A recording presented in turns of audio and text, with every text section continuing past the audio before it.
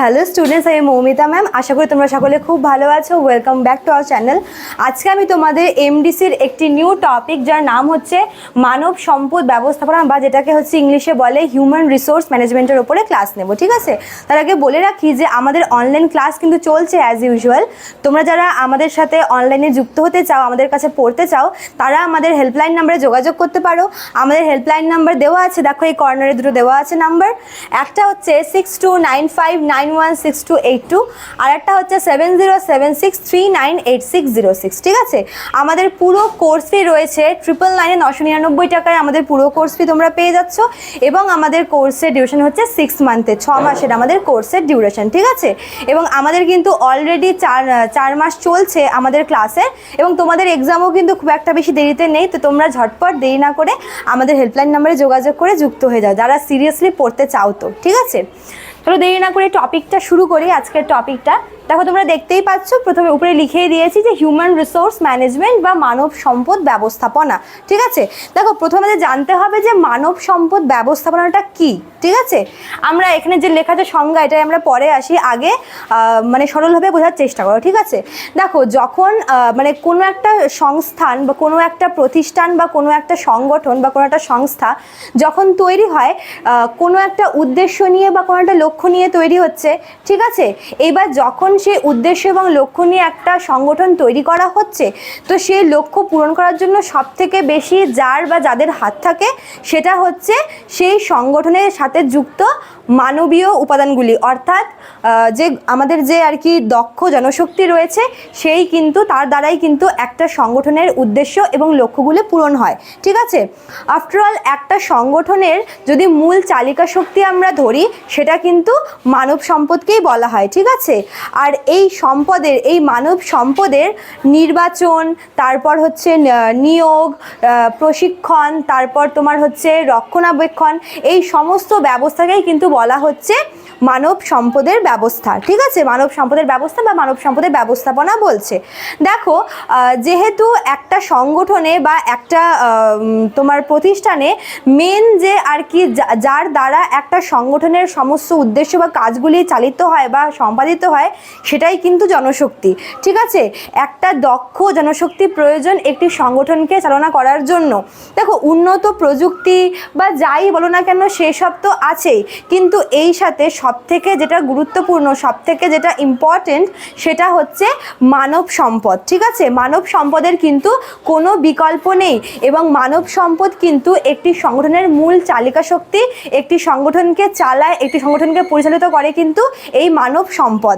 ঠিক আছে, এবং মানব সম্পদ ব্যবস্থাপনা বলতে এই মানব সম্পদের, অর্থাৎ সংগঠনের যে কর্মীরা রয়েছে, শ্রমিকরা রয়েছে, সেই শ্রমিকদের সংগ্রহ, শ্রমিকদের নির্বাচন, নিয়োগ, তাদের উপযুক্ত প্রশিক্ষণ দেওয়া। ঠিক আছে, এবং তাদের হচ্ছে প্রশিক্ষণ হওয়ার পরে তাদেরকে আর কি বেতন দেওয়া, মজুরি দেওয়া, এবং যে বিভিন্ন রকমের যে সাংগঠনিক যে নীতিগুলি রয়েছে, সেগুলোকে প্রণয়ন করা এবং বাস্তবায়িত করা। ঠিক আছে, একটা বেশ জটিল একটা সংজ্ঞা আমি বললাম, তোমাদেরকে আমি এই টার্মগুলো এক এক করে বলছি। দেখো, যখন কোনো সংস্থা বা যখন কোনো সংগঠন প্রতিষ্ঠিত হচ্ছে, প্রথমে কি করা হয়, সেই সংগঠনের মানব সম্পদ বলতে কাদেরকে বোঝায়? অবভিয়াসলি জনশক্তিকে বলে, বা যাদের দ্বারা, যে সমস্ত ব্যক্তিদের দ্বারা সেই সংগঠন চলবে তাদের কথাই বলা হয়েছে। তো সেই সমস্ত ব্যক্তিদেরকে বা শ্রমিকদেরকে বা কর্মীদেরকে প্রথমে সংগ্রহ করা হয়। ঠিক আছে, যারা এই সংগঠনটা আর কি ভালো করে চালাতে পারবে। তো প্রথমে সেই শ্রমিকদেরকে আর কি একত্রিত করা হচ্ছে, সেখান থেকে যারা উপযুক্ত তাদেরকে আর কি সিলেক্ট করা হবে, তাদেরকে বাছাই করা হবে। তারপরে বাছাই করা যে শ্রমিকরা রয়েছে, তাদেরকে নিয়োগ করা হবে। একবার যখন তারা নিয়োগ হয়ে যাচ্ছে, তখন তাদেরকে ওই সংগঠনকে চালানোর জন্য কিন্তু কিছু আর কি ট্রেনিং দেওয়া হয়, কিছু প্রশিক্ষণ দেওয়া হয় সেই কর্মীদের। তো তাদেরকে আর কি উপযুক্ত প্রশিক্ষণ দেওয়া হবে। ঠিক আছে, ট্রেনিং পিরিয়ড যখন চলবে, তখন তাদেরকে মজুরিও দেওয়া হয়।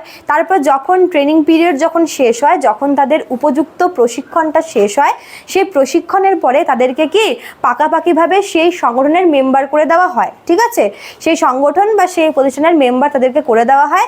তারপর তাদের কাজ মোতাবেক তাদের পোস্ট অনুযায়ী তাদেরকে কি করা হয়, বেতন দেওয়া হয়। ঠিক আছে, এছাড়াও আর কি মনে করো একটি প্রতিষ্ঠানকে চালাতে গেলে কিন্তু অনেকগুলো নিয়ম নীতি এগুলো কিন্তু লাগে, যেগুলো প্রতিষ্ঠানটিকে সুষ্ঠুভাবে আর কি প্রতিষ্ঠানের কাজগুলোকে সম্পাদন করতে পারে। ঠিক আছে, তো সেই নীতিগুলো সেই নিয়মগুলো কিন্তু ভালোভাবে আর কি প্রণয়ন করা এবং সেগুলি যাতে আদৌ সেগুলি হচ্ছে কিনা, নীতিগুলি ভালোভাবে বাস্তবায়িত হচ্ছে কিনা, নিয়মগুলি পালিত হচ্ছে কিনা, সে সমস্ত কিছু কিন্তু রক্ষণাবেক্ষণ করা হচ্ছে মানব সম্পদ ব্যবস্থাপনার মধ্যেই পড়ছে।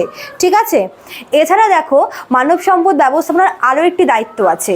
সেটা কি, সেটা হচ্ছে যে সমস্ত কর্মীরা যারা এই সংগঠনের সঙ্গে যুক্ত তাদের প্রত্যেকেরই ভালো মন্দের খেয়াল রাখা। অর্থাৎ যদি মনে করো যে কোনো শ্রমিকের যদি কোনো রকমের অভাব দেখা যায়, যদি সে কোনো রকমের কোনো অসুবিধাতে পড়ে, তবে সেই প্রবলেমটাকে কিন্তু সলভ করা হচ্ছে এই মানব সম্পদ ব্যবস্থাপনার একটি অন্যতম দায়িত্বের মধ্যে পড়ছে।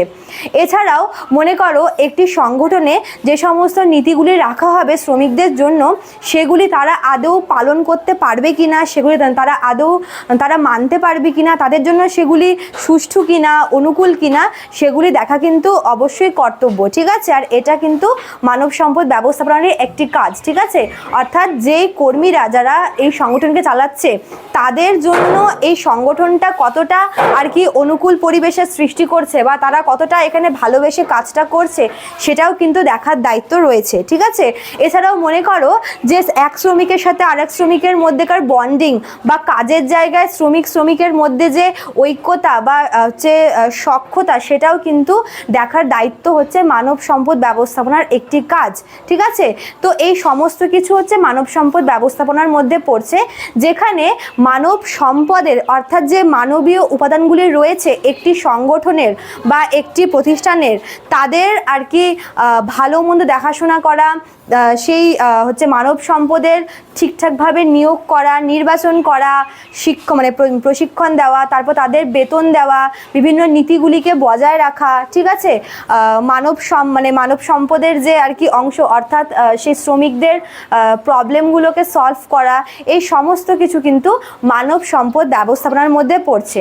এবার আমরা সংজ্ঞাটা দেখি। ঠিক আছে, সংজ্ঞাতেও আমি তোমাদেরকে যেটা বোঝালাম ওটাই এখানে দেওয়া আছে একটু কঠিনভাবে। তো কি বলেছে, মানব সম্পদ বা মানবীয় উপাদান। মানবীয় উপাদান বলতে কি, যারা সেই সংগঠনের মানবীয় উপাদান বলতে কি তোমার হচ্ছে কর্মীরা বা শ্রমিকরা যারা সেই সংগঠনের আর কি অংশ। ঠিক আছে, তো সেই মানব সম্পদ বা মানবীয় উপাদান তথা কর্মী, ঠিক আছে, শ্রমিক বা কর্মী সংগ্রহ করা, মানে কর্মীদেরকে বাছাই, মানে কর্মীদেরকে আর কি বিভিন্ন জায়গা থেকে আর কি সংগ্রহ করা, কালেক্ট করা, তারপর নির্বাচন করা, ওই কর্মীদের মধ্যে যারা উপযুক্ত তাদেরকে নির্বাচন করা, তাদেরকে সিলেক্ট করা, আর কি নিয়োগ করা, যাদেরকে করা হচ্ছে তাদেরকে নিয়োগ করা, আর কি প্রশিক্ষণ দেওয়া, যে সমস্ত কর্মীদেরকে নিয়োগ করা হচ্ছে তাদেরকে উপযুক্ত প্রশিক্ষণ দেওয়া, তাদেরকে ট্রেনিং দেওয়া। ঠিক আছে, আর কি মজুরি এবং বেতন নির্ধারণ। যে সমস্ত কর্মীরা কাজ করছে তাদের প্রাপ্য মজুরি এবং বেতন ঠিক